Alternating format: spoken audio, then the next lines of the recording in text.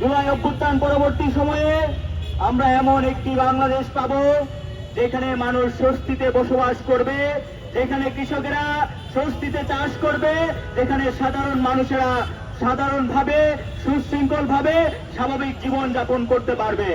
কিন্তু আমরা দুঃখজনকভাবে দেখতে পাচ্ছি নির্বাচন পরবর্তী সময়ে বিভিন্ন সংকটের মুখে এই জাতিকে পড়তে হয়েছে।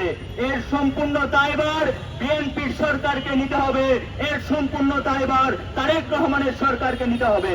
আমরা দেখতে পাই তারেক রহমানের সরকার সংসদে বসে তারা আলাপ মারায় যে তেলের কোনো সংকট নাই, কিন্তু আমরা স্বাভাবিকভাবে যখন বিভিন্ন পেট্রোল পাম্পে দেখি তখন আমরা দেখতে পাই কিলোমিটারের পর কিলোমিটার লাইন, লাইনের পর লাইন, লাইনের কোনো শেষ নাই, অথচ তারা সংসদে বসে বলে তেলের কোনো সংকট নাই।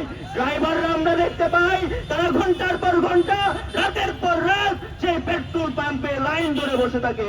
আমরা বিভিন্ন পাম্পে এও দেখতে পেয়েছি আমাদের মায়েরা যায় পেট্রোল পাম্পে তেল আনার জন্য, আমাদের সেই ভাইদের সহযোগিতা করার জন্য। কিন্তু আমরা দেখি তারেক রহমানের সরকার সংসদে বসে আলাপ করে তেলের কোনো সংকট নাই। আমরা আপনাদের সাথে একমত, কিন্তু আপনারা একটু স্পষ্টভাবে যদি খেতে দেখেন তাহলে দেখবেন আমাদের বাংলাদেশে অক্টেনের 80% উৎপাদন হয় এবং পেট্রোলের 100% উৎপাদন হয় আমাদের বাংলাদেশে, কিন্তু আমাদের মাত্র 20% পেট্রোল অক্টেন দেশের বাইরে থেকে আমদানি করা হয় এবং 40 থেকে 50 দিনের অক্টেন মজুদ রাখার সক্ষমতা রয়েছে। আপনারা বিভিন্ন তথ্য ঘেঁটে দেখলে দেখতে পাবেন কিছুদিন আগে সরকারের বিভিন্ন পর্যায় থেকে তদন্ত করে বলা হচ্ছে পর্যাপ্ত পরিমাণের জ্বালানি রয়েছে, কিন্তু আমরা দেখতে পাই আবারও সেই সিন্ডিকেটের মাধ্যমে তেলের সংকট দেখিয়ে জনগণের নাবিশ্বাস তোলা হচ্ছে। আপনারা তাহলে দেখবেন এটা একটা পরিকল্পিত সিন্ডিকেট এবং এই সিন্ডিকেটের মাধ্যমে তারেক রহমানের সরকার জনগণের বিরুদ্ধে গিয়ে সেই সিন্ডিকেটকে প্রায়োরিটি দিচ্ছে।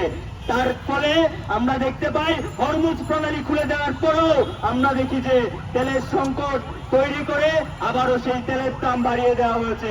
আজকে আপনারা দেখবেন 12 কেজি এলপিজি গ্যাসের দাম 212 টাকা বাড়িয়ে দিয়েছে।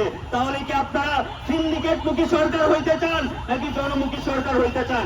একটা পরিষ্কার বার্তা জাতীয় ছাত্র শক্তির পক্ষ থেকে, আপনারা যদি সিন্ডিকেটের সরকার হইতে চান তাহলে আর গদিতে বেশি দিন থাকতে পারবেন না। জনগণ আপনাদের বিরুদ্ধে দাঁড়াবে, জনগণ আপনাদের বিরুদ্ধে প্রতিবাদ গড়ে তুলবে।